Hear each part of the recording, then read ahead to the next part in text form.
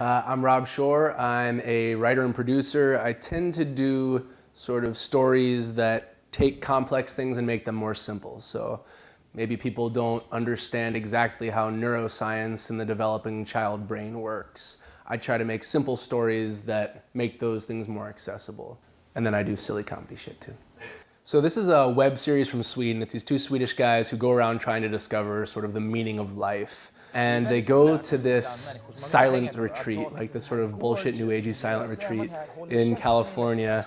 And one of the guys decides that he's going to dose the other guy with what is called like a special cookie. Du kommer vara bäng snart. Du bäng. Men sluta nu. Snart är du helt bäng. Jag tycker det här känns jätteobehagligt, seriöst. Jag har aldrig tagit det här är väldigt starka grejer. We can only expect that this thing, you know, had mushrooms in it, psychedelic mushrooms. And then you just sort of watch this slow burn from them sort of being nervous to being absolutely horrified by these two sort of new agey California folks who are trying to walk them through this. I flow, and then you just stand there and feel that. You don't have to be perfect. I have such heart. There's some classic lines in it where they go out and you hear a cow in the background. Is that a flute or something? No, those are cows. Oh, sorry. It sounded like a flute almost. Yeah. And the guy's like, what is that, a flute? That's nice. Yeah. It's such a long sound. That's the longest sound I've ever heard. It felt like it was like things going out to the sides. It was very strange. Att han står med jag ska tro. Det var panik. I have experimented with hallucinogens in a different life, and I think that's another thing too. I've shown the video to a lot of different people, and people who have tried hallucinogens and people who haven't get it differently, because the horror of thinking about being in that environment. Ta mig fan den dummaste idén någonsin. Ja, den dummaste idén jag kommit på. Hur fan kan jag vara? Vilken dåre jag är. Det är fan panik har jag ju nu. And when you do these hallucinogens, like everything is like a script, right? So you're just looking at like, what does this mean? What is the intention? What do they know? What am I supposed to do? And it's the most awkward possible situation to be asking those kind of questions. Här står vi. Och så vi måste åka härifrån. Vi kan inte vara här nu. Jag kommer inte ut. Står han inte? Så nu, hej då, nu får du ta hand om. 12 minutes of watching this video in a shower can turn around any day I'm having. It's like the most predictable evocation of like the ab cramp inducing belly laugh. I love it. Sometimes you just need a good sports cry.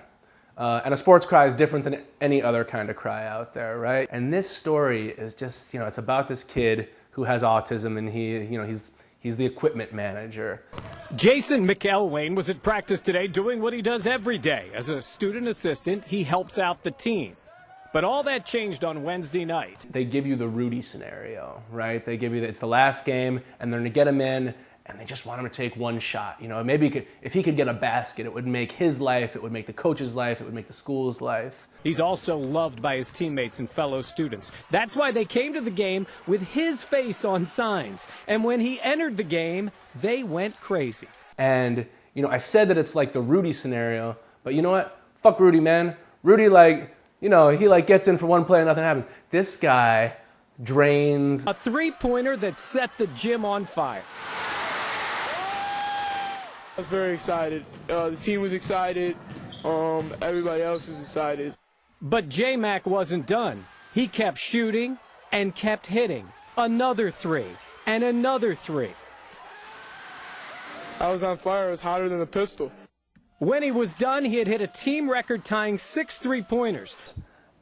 I've never seen anything like it, and it's the like perfect 1980s movie rendition of someone being lifted on the shoulders. I'm getting like choked up thinking about it right now. In the annals of human achievement, like we've got Post-it notes, like changed the world. Got the internet, I mean the Industrial Revolution, the automobile, nothing makes me prouder at the achievements of humanity than the Squirrel Suit, also called the Wingsuit. This is like as if jumping out of a plane or jumping off of a cliff were not crazy enough. That something like this is possible, that it is an experience that can exist as a human, like I think, geez, like it would be a shame to die without experiencing that. And as my girlfriend has reminded me many, many times, you will die because of that. So this is actually like a fight that we have pretty regularly, is that my dream of squirrel suiting is not okay to her. I've done bungee jumping. I jumped off the world's largest bridge for bungee jumping last year in South Africa.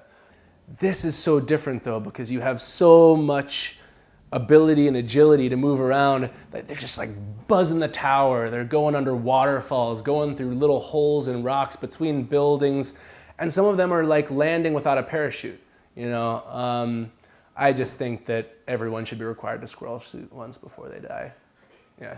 Yeah, this is a video clip that I use. I do like these storytelling and filmmaking workshops, and I do it a lot to teach about the power of music and juxtaposition, that you can change what something means by changing what seems to be a small piece of it. And so you start off with this, it's an iconic scene in cinema, Jurassic Park, where you're gonna get your first look at these dinosaurs now, and it's like, welcome to Jurassic Park. And you just see big eyes go, and then gazes go off into the distance, and you know it's coming. Like, I'm gonna see this brontosaurus, man, it's gonna be wild. And then they hit it with the melodica.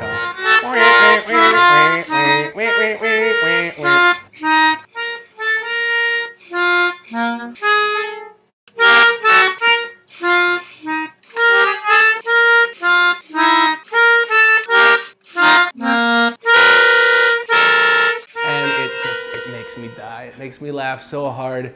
And it's just such a simple trick. It's just the juxtaposition of something that is the opposite of gravitas and the opposite of impressive and iconic next to the thing that is. It's one of the oldest tricks in the book because it's one of the best tricks in the book.